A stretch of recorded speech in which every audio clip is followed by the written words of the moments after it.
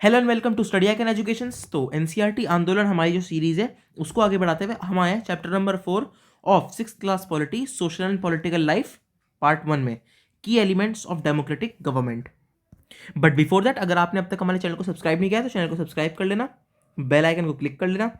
और अगर आपने लेक्चर 1, 2 और 3 नहीं देखा है तो वो हमारे चैनल पर अवेलेबल है, उस पर देख लेना। हमने पूरी प्लेलिस्ट बना रखी है एनसीईआरटी आंदोलन की, सब्जेक्ट वाइज, क्लास वाइज सारी आपको मिल जाएगी। तो शुरुआत करते हैं आज के लेक्चर से, चैप्टर नंबर 4 की elements of a democratic government.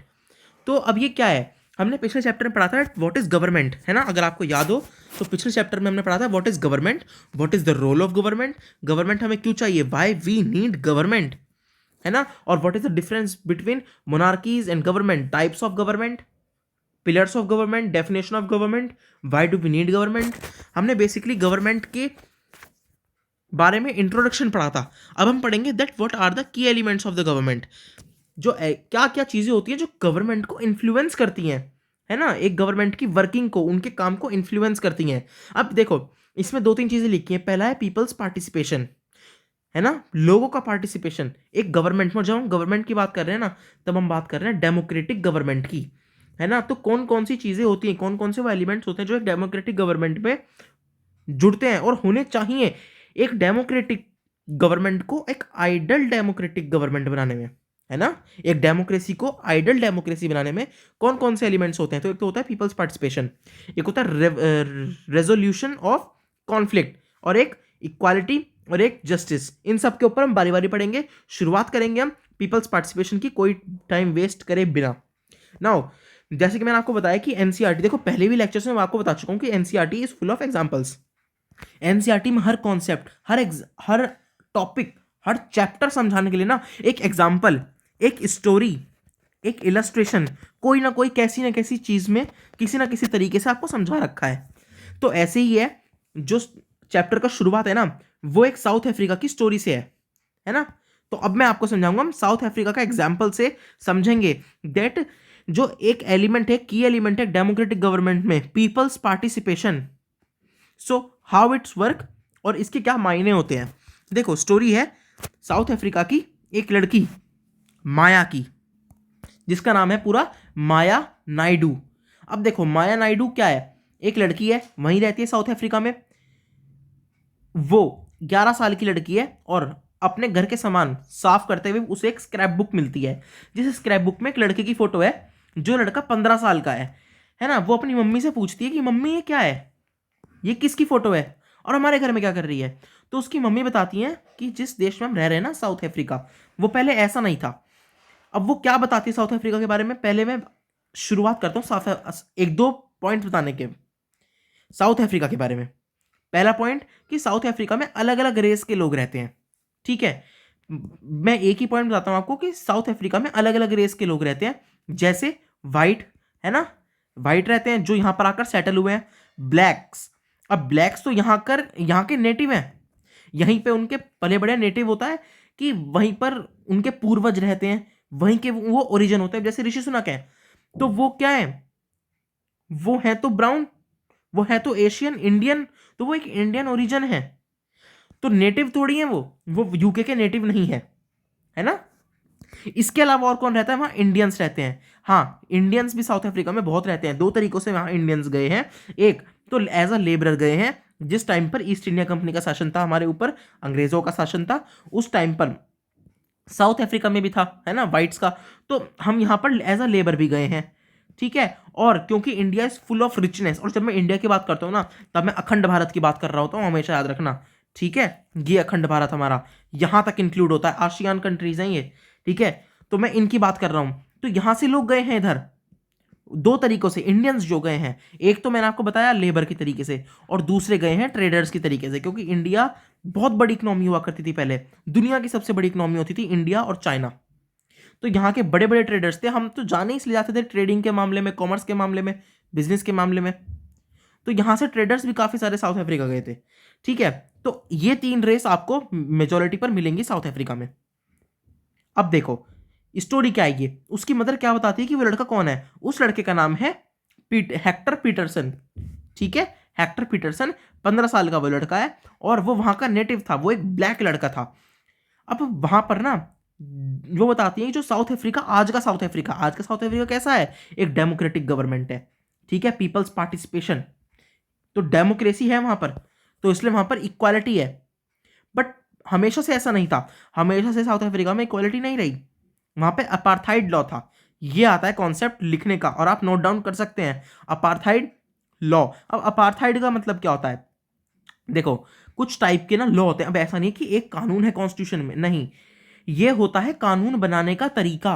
जैसे एक है शरिया लॉ, आपको पता हो, तो ये मुस्लिम्स में होता है शरिया लॉ, ठीक है, जिसमें इस्लाम की वैल्यूज और कल्चर ही होता है पूरा, जो एक ही लॉ है वो, उसमें पर्टिकुलरली हिजाब पहनना होगा, बुर्का पहनना होगा, और जो भी कुछ भी होता है वो पूरा शरिया लॉ होता है। ऐसी होता है अपार्थाइड लॉ, ठीक है, अपार्थाइड लॉ होता है रिलीजन पर नहीं होता, ये तो होता है शरिया लॉ रिलीजन पर, अपार्थाइड लॉ होता है रेस पर। मैंने आपको बताया ना अलग अलग टाइप की रेस, वाइट, ब्लैक, इंडियन, ये सारी रेस वहां रहती हैं। तो अपार्थाइड लॉ क्या है, it means separation on the basis of race, ठीक है, वहां पर पीपल डिवाइडेड थे, वाइट्स में, ब्लैक्स में, इंडियंस में और अदर कलर्ड रेसेस, ठीक है। According to the law these race were not allowed to mingle with each other, ये अलग रहेंगी, अलग तरीके से काम करेंगी, अलग जगह ट्रैवल करेंगी, अलग रहेंगी, ठीक है, टू लिव नियर ईच, हाँ अलग रहेंगी, और even use common facilities, common facilities क्या, वो कॉमन फैसिलिटीज यूज नहीं कर पाएंगी, जैसे बसेस, ठीक है, ट्रेन्स, ट्रेन्स में वाइट्स के लिए अलग डब्बे होंगे, ब्लैक्स के लिए अलग होंगे, वाइट्स की बसेस अलग होंगी, ब्लैक्स की अलग होंगी, ठीक है, even bus stops, bus stops तक अलग होते थे इनके। और चलो ये तो सारी कॉमन फैसिलिटीज है जो डे टू डे के लिए होती हैं। हॉस्पिटल्स, हाँ बिल्कुल सही सुना, हॉस्पिटल्स तक इनके अलग अलग होते थे, और एम्बुलेंस भी अलग होती थी, जो जीने मरने की चीजें होती है ना, जिसमें कोई डिफ्रेंसिएशन देखता ही नहीं है यार, हॉस्पिटल्स, एम्बुलेंसेज अलग होती थी, वाइट्स के हॉस्पिटल्स काफी ज्यादा इक्विप्ड और मॉडर्न टेक्नोलॉजी के साथ होते थे, और एंड सो एम्बुलेंस, एम्बुलेंस भी ऐसी होती थी, जबकि ब्लैक के लिए इतना कुछ नहीं था।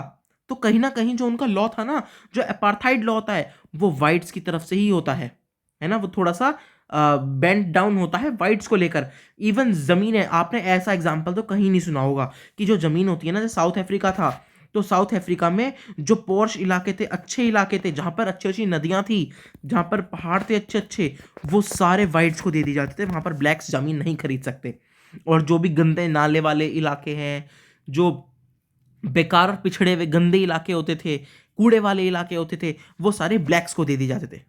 इतना ज्यादा डिफ्रेंसिएशन था, इतना ज्यादा डिस्क्रिमिनेशन था, ठीक है। तो ये उसकी जो माया नायडू है ना लड़की, उसकी मदर उसको समझाती हैं कि हेक्टर पीटरसन भी उन्हीं लोगों में से था, और ऐसी जमीन पर जो ब्लैक वाली है ना, वो जो इलाके हैं, लोकेलिटी है ब्लैक्स की, वहीं रहा करता था हेक्टर पीटरसन, 15 साल का लड़का था।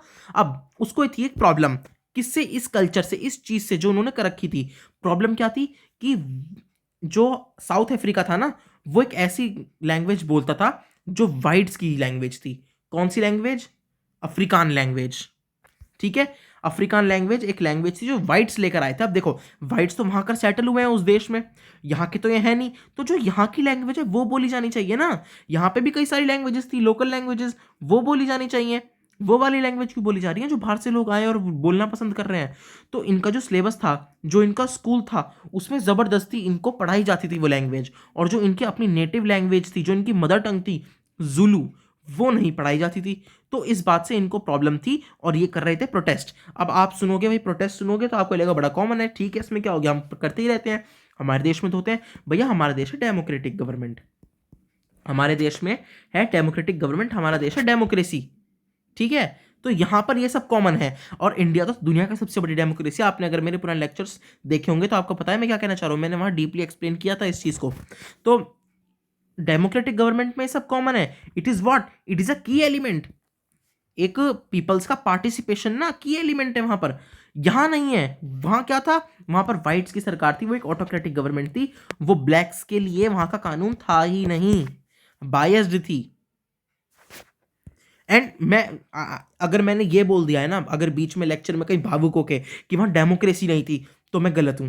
जी हाँ, वहां डेमोक्रेसी थी। अब आप कहोगे एक ऐसी डेमोक्रेसी थी, और डेमोक्रेसी किस एग्जाम्पल से थी जब वहां डिफ्रेंसिएशन था। तो यही तो चीज बताई है हमारे इस चैप्टर में कि वहां डेमोक्रेसी थी, बट क्योंकि वो डेमोक्रेसी वाइट्स के लिए ही थी, मतलब वहां वोट कौन दे सकता था? सिर्फ वाइट्स दे सकते थे वोट। हाँ बिल्कुल सही कहा, सुना, वाइट्स ही सिर्फ वोट दे सकते थे, ब्लैक्स को, इंडियंस को, जो अदर कलर जो वहां पर रेस थी वो नहीं दे सकते थे वोट्स। तो ये भी डेमोक्रेसी है भाई, वोटिंग हो रही है, लोग वोट कर रहे हैं, ठीक है, वहां पर नेता खड़े हो रहे हैं, कोई मोनार्की या फिर ऑटोक्रेटिक गवर्नमेंट तो है नहीं, अलग अलग पार्टीज हैं, और सब किसके लिए काम करती हैं? किसके लिए काम करती थी? सब एक ही के लिए काम करती थी, वाइट्स के लिए। तो ऐसे में एक पार्टी खड़ी हुई थी, कौन सी पार्टी? African national Congress. क्या नाम था पार्टी का? थोड़ा सा याद रखना आप, अफ्रीकन नेशनल कांग्रेस। ये किसकी पार्टी थी? हाँ, नेल्सन मंडेला, यार दुनिया भर में जाना जाता है इनको। साउथ अफ्रीका में तो काफी ज्यादा नेल्सन मंडेला और महात्मा गांधी, इन दोनों की बड़ी बातें होती हैं। खैर, हम अपनी स्टोरी पे आते हैं। तो हेक्टर का क्या था? जो हेक्टर पीटरसन था, उसको पुलिस ने ना शॉट करके मार दिया था। और ये सुनकर माया, जो वो लड़की थी, वो बड़ी शॉक हो गई कि ऐसा क्यों करा पुलिस ने, क्या हो गया था, उसको मार क्यों दिया? 15 साल के लड़के को ऐसा क्या कर दिया था कि एक माइनर को गोली मार दी? तो हुआ ये था, उसने वहां पर प्रोटेस्ट किया था सिंपली अपने कुछ दोस्तों के साथ, है ना, और जहां पर पुलिस ने ओपन फायर कर दी। प्रोटेस्ट क्यों किया था? कि उनको अपनी मदर टंग पढ़नी थी, उनको किसी और की लैंग्वेज पढ़नी नहीं है ना, और स्पेशली वो लोग जो बाहर से आए हैं उनकी लैंग्वेज तो क्यों ही पढ़े। तो उन्होंने हेक्टर को मार दिया, उन्होंने क्राउड पे मर्सीलेसली, बिना किसी दया के वहां पर गोलियां चला दी, क्राउड पर गोलियां चला दी, और उसमें ये लड़का हेक्टर मर गया 16 जून 1976 को। अब नेल्सन मंडेला वगैरह जो थे, ये ऐसे लोग थे जो अपार्थाइड लॉ के अगेंस्ट लड़ रहे थे, है ना, उस सिस्टम के खिलाफ लड़ रहे थे। और बाद में क्या होता है, ये 1994 1976 का किस्सा, ये उसके बाद में 1994 को जाकर वहां पर साउथ अफ्रीका एक डेमोक्रेटिक गवर्नमेंट, एक प्योर डेमोक्रेटिक, अब मैं उस टर्म पे आता हूं, आइडल डेमोक्रेसी, ठीक है, एक आइडल डेमोक्रेसी बना। डेमोक्रेटिक गवर्नमेंट था यार तब भी, ठीक है, तब भी था, बट एक आइडल डेमोक्रेटिक गवर्नमेंट बना और सबको इक्वली कंसिडर किया। अब देखो, जिस टाइम ब्लैक्स ने इसके ऊपर रिवॉल्ट किया और वाइट्स को जब पकड़ा और सही करा उनको, उस टाइम चाहते तो ब्लैक्स भी वही कर सकते थे वाइट्स के साथ जो वाइट्स ने किया। बट देखो, जो नॉन वाइट पीपल है ना दुनिया में, वही सही है। आप हमेशा से देखो, कल्चर किनका बढ़िया है, यूरोप को हटाओ और अमेरिका, अमेरिका का तो कोई खैर कल्चर है ही नहीं, वहां जाके लोग रह गए, रहने लगे। ऑस्ट्रेलिया, ऑस्ट्रेलिया में भी एक टाइम पर ब्लैक रेस थी, इस बारे में अगर आपको नाम पता हो तो मैं बता दूं कि ऑस्ट्रेलिया में भी ब्लैक लोग रहा करते थे, उसके बाद वाइट्स गए और उन्होंने सभी ब्लैक वालों को मार दिया। हाँ, धीरे धीरे करके मार दिया उनको, उनको खाना नहीं दिया, उनके ऊपर अत्याचार करा, स्लेवरी करी, और वो धीरे धीरे वहां से खत्म हो गए, विलुप्त हो गए। कौन? Blacks from Australia. और अब वहां पर ऑस्ट्रेलिया पूरी की पूरी वाइट रेस है। अब देख लो, इस लेवल का है वाइट्स का, वाइट्स ने इतना अत्याचार किया है दुनिया भर पे। तो चाहते तो ब्लैक्स उस टाइम पर ये कर सकते थे, जो किसके साथ हुआ है, जो ब्लैक्स के साथ हुआ है, वो वाइट्स के साथ कर सकते थे, पर उन्होंने ऐसा नहीं किया। क्यों? क्योंकि देखो, महात्मा गांधी जी ने क्या कहा है कि if you take eye for an eye the whole world become blind. अगर आंख के बदले आंख लोगे ना भाई, तो पूरी दुनिया अंधी हो जाएगी। तो इसी चीज को ध्यान रखते हुए ब्लैक्स ने इनफैक्ट वाइट्स के साथ मिलकर एक प्योर डेमोक्रेसी, एक आइडल डेमोक्रेसी स्टैब्लिश करी अपने कंट्री में, जहां पर सभी रेस इक्वल थी। तो इससे क्या समझाया जा रहा है? इससे समझाया जा रहा है कि डेमोक्रेसी, जो डेमोक्रेटिक गवर्नमेंट होती है ना, उसमें सिर्फ यही नहीं होता कि हमने वोट कर दिया। पीपल्स का पार्टिसिपेशन सिर्फ वोट तक नहीं होता, बहुत कुछ होता है। हम हड़ताल कर सकते हैं, हम प्रोटेस्ट कर सकते हैं, नारेबाजी कर सकते हैं, हम ऐसी और कई सारी चीजें कर सकते हैं। तो अब यह समझने की बात है कि एक डेमोक्रेसी में, एक डेमोक्रेटिक गवर्नमेंट में जो एक की एलिमेंट है जिसकी हमने बात करी थी, क्या? Peoples participation. उसमें क्या क्या हो सकता है? तो पीपल्स पार्टिसिपेशन में एक तो वोटिंग हो सकती है ना, वोट्स हो सकते हैं। दूसरी क्या चीज हो सकती है? और क्या है? प्रोटेस्ट करना, है ना, प्रोटेस्ट करना हो सकता है। और क्या हो सकता है? अब देखो, इसी पे आएंगे हम अदर वेज ऑफ पार्टिसिपेशन पे, कि किस किस तरीके से हम पार्टिसिपेट कर सकते हैं। कौन? पीपल, ठीक है, उस देश के सिटीजन्स। तो पीपल्स का पार्टिसिपेशन किस किस तरीके से हो सकता है? तो पहला क्या है? क्रिटिसाइजिंग द गवर्नमेंट, ठीक है, गवर्नमेंट को क्रिटिसाइज करके। अगर हमें कुछ ऐसा लगता है कि गवर्नमेंट कुछ गलत काम कर रही है, तो हम उसको क्रिटिसाइज कर सकते हैं, है ना, ये अवेयरनेस फैला सकते हैं। क्या होगा क्रिटिसाइज करके? क्या फायदा? अब देखो, सपोज एक गवर्नमेंट है जो कि 5 साल के लिए बनी है, ठीक है, अब यहां बनी है 1 से 5 साल तक के लिए। तो अगर हम तीसरे साल पे गवर्नमेंट को क्रिटिसाइज करना शुरू करेंगे ना, तो गवर्नमेंट को तो लगेगा कि भाई चौथा साल आ रहा है, उसके अगले साल तो फिर से वोटिंग है ना, फिर से इलेक्शंस होंगे, तो भैया अगर ये हमें क्रिटिसाइज करेंगे तो हमारा जो वोट बेस है वो कम हो सकता है। तो फिर वो क्या करेंगे, गवर्नमेंट, सरकार क्या करेगी, जिस चीज के खिलाफ हम प्रोटेस्ट करेंगे उनको क्रिटिसाइज करेंगे, स्पेशली क्रिटिसाइज करेंगे, वो क्या करेंगी, उस चीज को नॉर्मलाइज करने के लिए पीपल के फेवर में लॉ ले आएंगी, है ना, या तो अपना लॉ रिपील कर देंगी या कोई नया लॉ ले आएंगी, कोई नया सिस्टम ले आएंगी। उससे क्या होगा, जो लोग चाहेंगे ना वैसा लॉ बनेगा। अब देखो व्हाइट और नॉन व्हाइट में क्या था, जो हमने अपार्थाइड लॉ पढ़ा उसमें क्या था कि सिर्फ व्हाइट के लिए लॉ बन रहा था। क्यों, क्योंकि ब्लैक्स तो वोट दे ही नहीं सकते, यहां थी सारी बात। तो ब्लैक रिवॉल्ट करते रहो, तुम्हें मार देंगे गोली से, जैसे उस हेक्टर पीटरसन को मारा, तुम्हें मार देंगे। वोट का अधिकार तो तुम्हें है नहीं, तो तुमसे डर किसे है, किसी को डर नहीं है ब्लैक से, व्हाइट से है, व्हाइट के लिए लाएंगे। व्हाइट से क्यों है, क्योंकि ये वोट देते हैं, ये अगले 5 साल बाद हमें निकाल के फेंक देंगे। तो ऐसे में अगर आपकी डेमोक्रेटिक गवर्नमेंट कोई ऐसा कानून लेके आती है जो आपको पसंद नहीं आ रही है, कानून ही क्या कुछ भी ऐसा कर दिया आपको पसंद नहीं आ रही है ना, तो आप उसके खिलाफ रिवोल्ट कर सकते हो। ऐसी हुआ था कि अगस्त 2005 में हमारे प्यारे भारत में क्या हुआ था, गवर्नमेंट ने इंक्रीज कर दिए थे प्राइसेस, किस चीज के, इलेक्ट्रिसिटी के, बहुत ज्यादा प्राइसेस इंक्रीज कर दिए थे गवर्नमेंट ने। उसके बाद पीपल ने ना अपने जो डिसअप्रूवल था उसको एक्सप्रेस किया था, ठीक है, कैंपेन्स चलाए थे पूरे पूरे। तो गवर्नमेंट ने उनको समझाने की कोशिश करी, उनको समझाया, अपने आप को डिफेंड किया, बट बात नहीं बनी। तो फाइनली गवर्नमेंट ने विड्रू कर लिया था उसको, उन प्राइसेस को, और जो प्री प्राइसेस थे उस पर ही ले आई थी। तो ऐसे हम गवर्नमेंट के डिसीजंस को ना रिपेल कर सकते हैं, उसको फिर से चेंज कर सकते हैं, गवर्नमेंट को मजबूर कर सकते हैं उनके कानून बदलने में। तो एक तरीका तो यही है गवर्नमेंट को क्रिटिसाइज करना, ठीक है, क्या करना, पार्टिसिपेशन में। पहला तो हमने बात करी क्या, वोट्स की, दूसरी हमने बात करी प्रोटेस्ट वगैरह करने की, क्रिटिसाइज करने की। अब तीसरा जो तरीका है वो है मैगजीन्स और टीवी, जिसको हम बेसिकली मीडिया बोल देते हैं, ठीक है, मीडिया। अब मीडिया मैंने आपको एक बात बताई भी थी कि जो पिलर्स होते हैं, हमने पिछले लेक्चर में पढ़ा था जब गवर्नमेंट के बारे में पढ़ा था, चैप्टर का नाम था व्हाट इज गवर्नमेंट, उसमें हमने पढ़ा था पिलर्स ऑफ गवर्नमेंट। तो 3 पिलर होते हैं, कौन कौन से, लेजिस्लेटिव, है ना, विधायक, ये कौन है, लेजिस्लेटिव में आता है, और कौन, सांसद, ये लेजिस्लेटिव में आता है। इसके अलावा दूसरा executive, IAS, IPS, IFS, IRS, PM, CM, president, ये एग्जीक्यूटिव है। और तीसरा क्या था, जुडिशरी, जजेस, कोर्ट्स, है ना, जुडिशरी। और यही मैंने बात करी थी चौथी, कॉन्स्टिट्यूशन रिकॉग्नाइज नहीं है, बट चौथी जो पिलर कहा जाता है ना डेमोक्रेसी का, एक डेमोक्रेटिक गवर्नमेंट का, वो कहा जाता है मीडिया, ठीक है, मीडिया। तो क्या और तरीके हो सकते हैं, मैगजीन्स, टीवी, यही तो मीडिया है, डिजिटल मीडिया है, पेपर मीडिया है, print media, I am sorry, print media, ठीक है, इसमें न्यूज़पेपर भी आ जाएगा मैगजीन्स के साथ। तो ये सब क्या है, यहाँ पर हम क्या करते हैं, टीवी पे हम डिस्कशन करते हैं, हम डिबेट्स रखते हैं, पीपल उनको देखते हैं। तो गवर्नमेंट को पता है कि अगर हम कुछ गलत करेंगे ना तो न्यूज़ वाले डिबेट्स चलवा देंगे, कई सारे जो पैनलिस्ट होंगे वो उसमें आएंगे, अपने अपने ओपिनियंस रखेंगे, कुछ डिफेंड करेंगे तो कुछ गवर्नमेंट को क्रिटिसाइज करेंगे, और वहां पे पब्लिक को समझ आएगा, दोनों पक्ष सुनाई देंगे। डिबेट एक बहुत अच्छा जरिया होता है दोनों पक्ष को समझने का, और फिर लोग समझ जाएंगे कि हम गलत कर रहे हैं। इसलिए गवर्नमेंट कभी गलत नहीं करेगी, कि लोगों के फेवर में ही काम करेगी। यहां पर ये काफी अच्छा रोल प्ले करते हैं। मैगजीन की हम बात करें तो मैगजीन्स में भी ऐसे होता है, बहुत से लोग पढ़ते हैं आज भी मैगजीन, हालांकि काफी कम हो गया है जो डे टू डे मैगजीन्स पढ़ने का, बट फिर भी कई ऐसे लोग हैं जो आज भी मैगजीन्स पढ़ना पसंद करते हैं, बहुत पसंद करते हैं, ठीक है। न्यूज़पेपर तो आज भी बहुत लोग पढ़ते हैं। तो न्यूज़पेपर और मैगजीन एक बहुत बढ़िया जरिया हो सकता है एक बेकार गवर्नमेंट की नींव हिलाने का। इसलिए गवर्नमेंट को पता है कि हम कुछ भी गलत करेंगे ना, ये छाप देंगे और वहां पर लोग समझ जाएंगे, तो इसलिए वो अच्छा काम करते हैं। ये भी एक एलिमेंट है, एक की एलिमेंट है डेमोक्रेटिक गवर्नमेंट का।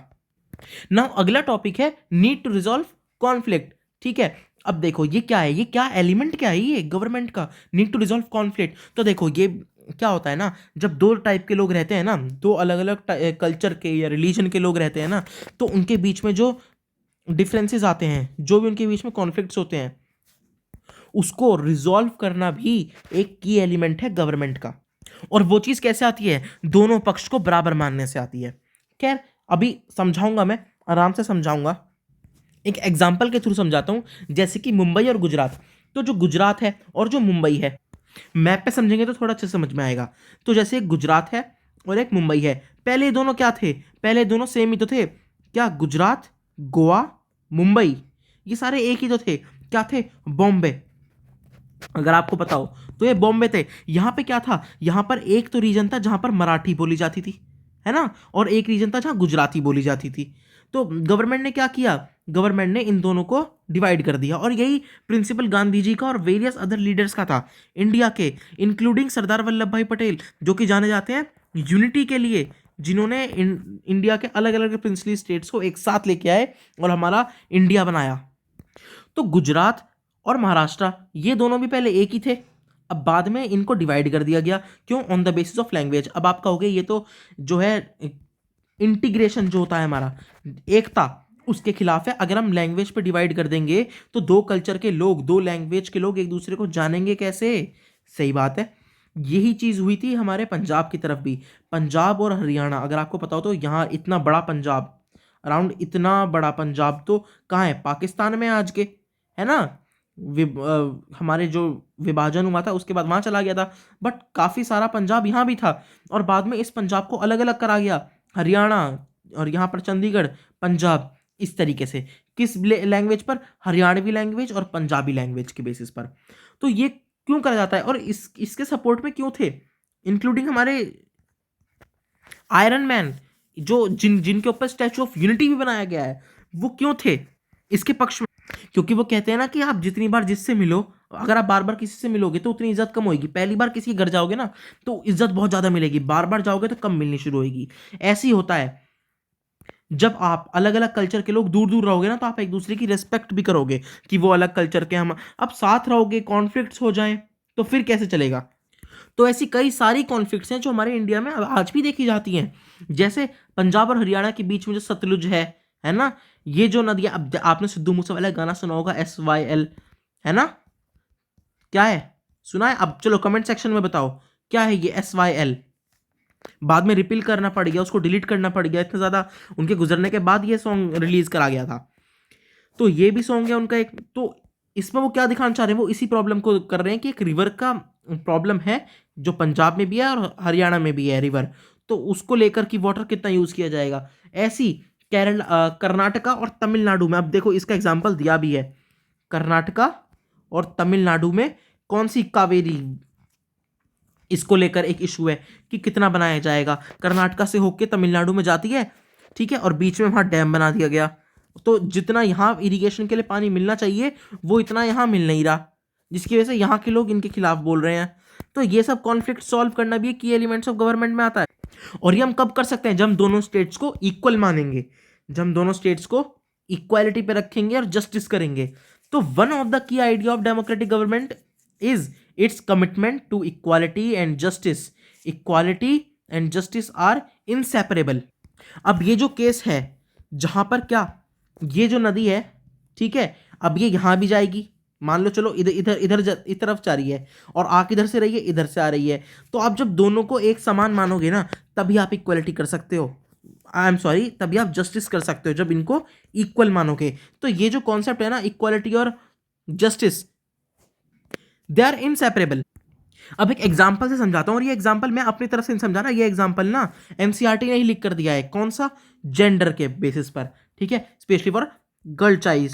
तो आज भी कई सोसाइटीज़ में ना, हमारी काफ़ी जो सोसाइटी है उसमें कई घर में, कई हाई हाउस होल्ड्स में ना बॉय को और गर्ल को इक्वली ट्रीट नहीं किया जाता, ठीक है। और यही प्रॉब्लम तो गवर्नमेंट को सॉल्व करनी है ना, यही प्रॉब्लम तो गवर्नमेंट को सॉल्व करनी है। तो गवर्नमेंट ने क्या करा? गर्ल्स के लिए अलग प्रोविजंस बनाए, कुछ अलग कानून बनाए, है ना, उनकी फीस कम कर दी, प्रमोट किया बेटी बचाओ बेटी पढ़ाओ के नाम से, तो ये सब चीज़ें करी। अब इसका मतलब ये थोड़ा ना होगा कि बॉयज़ के लिए गलत कर रही है कि भाई उनको क्या कर रही है, नहीं, क्योंकि वो पीड़ित हैं इसलिए उनके लिए कर रही है। ऐसी जो अगर हम देखें डॉक्टर भीमराव अंबेडकर की स्टोरी जो हमने पहले पढ़ी थी, अगर आपने लेक्चर नहीं देखा था आप लेक्चर देख सकते हैं पीछे जाके।